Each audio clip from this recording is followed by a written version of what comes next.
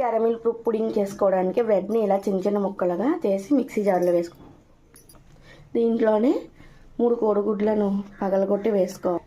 అలాగే స్వీట్కి సరిపడగా పంచదార కూడా వేసుకొని మిక్సీ పట్టేసుకుని దీంట్లోనే ఒక గ్లాస్ పాలు కూడా వేసుకోవాలి. ఒక ప్యాన్ తీసుకుని ప్యాన్లో ఒక 2 టేబుల్ స్పూన్ల పంచదార తీసుకుని చాలా తక్కువ వాటర్ వేసి ఇది కలర్ చేంజ్ అయ్యేంత వరకు వేపుకోవాలి. ఇలా కలర్ చేంజ్ అయిన తర్వాత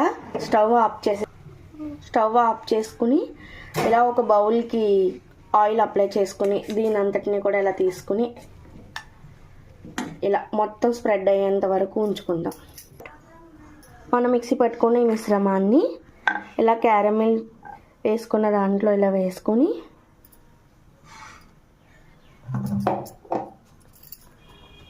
ఇప్పుడు ఇలా కుక్కర్ పెట్టుకుని దీంట్లో ఒక బాయిల్ అయ్యేంత వరకు ఉంచుకునే వాటర్ని దీంట్లో పెట్టుకుందాం.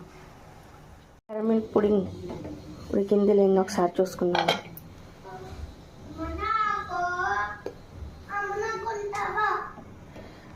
చాక్ అనుకోలేదు కాబట్టి ఇది ఉడికిపోయింది. తీసి పక్కన ఒకసారి ఇలా చుట్టూరు చాక్తో తీసేసుకున్న చుట్టూరు చేసుకున్న తర్వాత దాన్ని ఇలా ప్లేట్ పెట్టుకుంటే